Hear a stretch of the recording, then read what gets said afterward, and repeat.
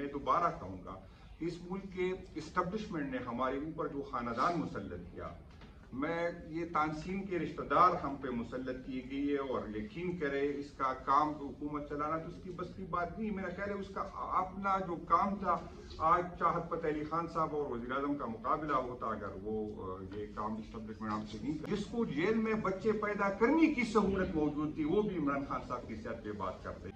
साथ ही हमारे लग ये रहा कि हम इस जंग में कूद रहे हैं अफगानिस्तान के साथ, और मैं दोबारा ये बात करूंगा उस तालिबान की हुकूमत के लिए जिसके साथ हम दुनिया से लड़े, दुनिया को नाराज किया और जिसकी हुकूमत बनाने पे हमने खुशियाँ मनाई, उस तालिबान के साथ भी हमारे हालात बिगड़ गए। जो बॉर्डर हम एक्सपेक्ट कर रहे थे कि तालिबान की हुकूमत होगी तो इंडिया के जो वहाँ पर इन्वेस्टमेंट थी, वहाँ पर जो इंटरेस्ट था वो ख़त्म हो गया था, और आज हम वही अफगानिस्तान जो है इंडिया की दोबारा करीब गया।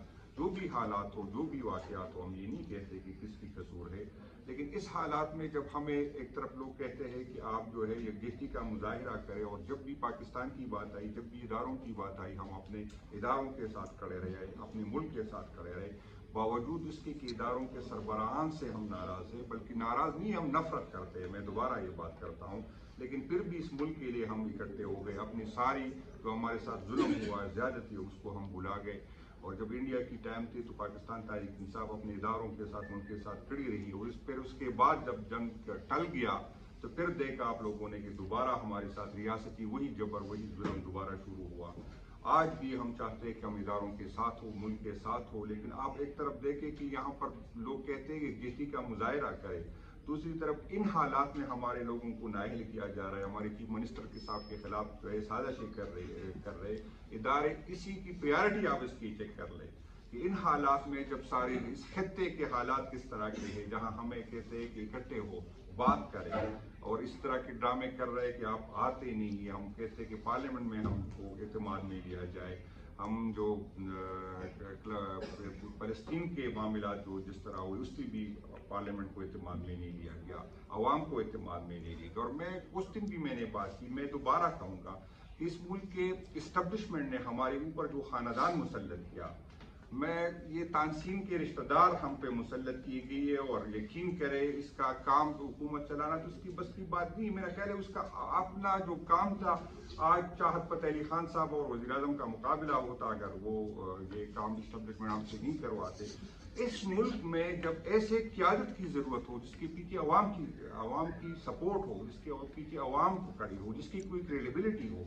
आपने देखा कि जब कोरोना के हालात थे तो सारी दुनिया की मीशत नीचे आ रही थी, लेकिन इमरान खान साहब के साथ तो उनकी कौम खड़ी थी, तो इमरान खान साहब ने उस सख्त टाइम में जो है हमारी मीशत को भी आगे बढ़ाया और मुल्क को तबाही से बचाया। तो ऐसी क़यादत को जिसके पीछे अवाम खड़ी है, जिसकी लोग बात सुनते हैं, जिसके कोई दुनिया उसकी बात सुनती है, आप इस तरह की कमज़ोर क़यादत को हम पे मुसल्लत किया, और अब भी हालात इस तरह के हैं कि हमें इकट्ठे बैठ के आगे रास्ता निकालना चाहिए। खान साहब के सेहत के साथ जिस तरह मजाक किया गया, और ये कहते हैं कि हमने तो ऑफर की थी कि पार्टी के अहदेदार उसके साथ हो।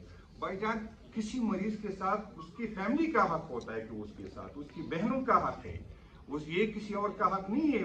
मेरा लीडर वो है, लेकिन मुझसे ज्यादा तकलीफ उसकी बहनों को हो, तो ये किस तरह होता है कि उसकी बहनों को इत्तेमाद, और आप छुपाते क्या है? अगर उसकी सेहत का मसला नहीं है तो उसकी फैमिली की रसाई दे दे ताकि ये बात खत्म हो, उसकी बहनों की रसाई दे दे। यहाँ पर वो लोग, अफसोस इस तरह होता है, वो लोग जिसको जेल में बच्चे पैदा करने की सहूलत मौजूद थी, वो भी इमरान खान साहब की सेहत पे बात करते हैं। वो लोग जिसको हर हफ्ते जो है नए नए अदाकार उसकी खिदमत के लिए बुलाए जाते थे और उसकी खिदमत पे जेल में मामूर थे, वो भी आज बात करते हैं कि खान साहब जिस तरह कहता है। शर्म आनी चाहिए इन लोगों को। और खान साहब तो भुगत रहे, लेकिन मैं आपको खबरदार करना चाहता हूँ, अगर आपका ये रवैया नहीं बदला, ये आपके जो जिन लोगों ने हमें मुसल्लत किया, जिनके उनकी हाथ दे के आज वो रो रहे, आज उसको अफसोस रहे, इंशाल्लाह बहुत जल्द आपको अफसोस हो जाएगा। ये हर टाइम जो है ये सपोर्ट आपको नहीं होगी, तो फिर आप तैयारी पकड़े, आप भुगतने को तैयार हो। 3 साल से शहबाज शरीफ की कमर को तो कोई तकलीफ नहीं हुई, लेकिन इस दफा आप जब जेल काटेंगे तो आपको पता चलेगा जो हमने भुगता है। मैं आपको यकीन दिलाता हूँ कि इससे कई गुना ज्यादा आपने भुगतना होगा, इस गलतफहमी में कोई न रहे। یہ نہیں ہوگا کہ ہم بھگتیں گے اور ہم یہ بھول جائیں گے. اب بھی اپنے رویوں پہ نظر ثانی کرے. ملک کو یکجہتی کی ضرورت ہے. ملک پہ بہت سخت ٹائم ہے. اگر اسی ٹائم بھی آپ اس طرح سیاسی جو ہے اس طرح کی چیزوں میں پڑے رہے, ہماری قیادت کو, ہماری پارٹی کو توڑنے پہ ساری انرجی آپ ضائع کر رہے, تو یہ خان صاحب کے ساتھ نہیں, آپ اس ملک کے ساتھ, ہماری آنے والی نسلوں کے ساتھ جو ہے یہ ظلم کر رہے.